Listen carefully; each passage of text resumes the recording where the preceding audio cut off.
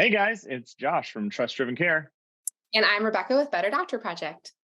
Good to see you, Rebecca. You Hey, too. Rebecca, I want to talk today about some struggles that I know I've had in the past and some other doctors. So you deliver great care on the table, and then you assign some active care, right? Some rehab, and the person might not do it, right? Yeah. So I don't know. Have you ever run into that challenge yourself? All the time. It's so easy because a lot of people need these exercises and then we give it to them and then it's very easy to forget to follow up and check in with them to see how it's going. Absolutely. And I think it matters too because I think the rehab is really about self empowerment and getting away from that fragile kind of thought process in patients. So I really want them. I always say like sweat glands are pain relievers. If they can lift heavy weights and really work their butts off, their outcomes are so much better. Yeah, I think so too. And I think it would be pretty amazing if we had some kind of software out there that would let us schedule something a couple weeks out after we've given them the exercises, like a check in. Hey, Bob, how are your exercises going? We started them 2 weeks ago. Have you had any issues? Do you need any modifications? What if we could schedule that in advance? What do you think? Well, I love that, and I've got great news. We've got a software that does just that. I know that was a total plant, but you know, let's before we talk about the software though, let's talk about has this problem ever come up? I know you were talking about some research you wanted to share about the subject. So, what do you know?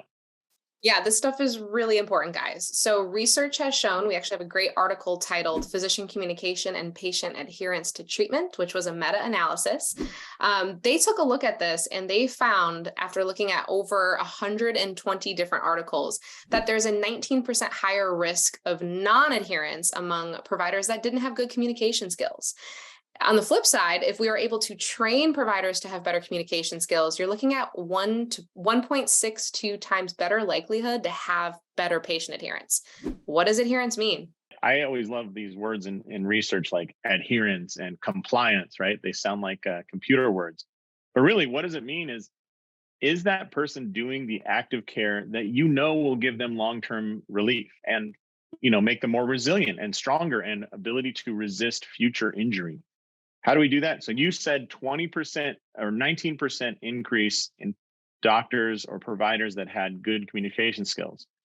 So another way to say that is if your communication skills aren't great, one out of every five are not going to do their homework just because you didn't communicate it. Could be a great exercise, the absolute right diagnosis. They could have appreciated your care. You could have brought them a lot of relief, but just from your failure to communicate properly, one of every out of every five is going to fall off. That's crazy, right? It's a Yeah. really high percentage, and you want to make sure that you're intersecting this from the beginning of the patient care, establishing that trust.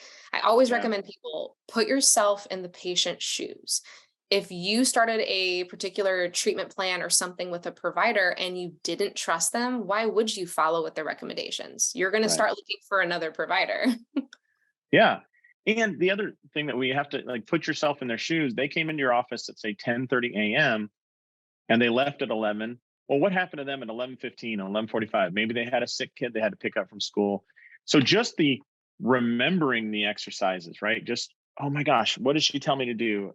A bird dog exercise, something very simple to us is getting filed away with everything I have to do today. So sending a message later just as a reminder would go so far to just honor the fact that people don't just come see us and then have nothing else going on during the day.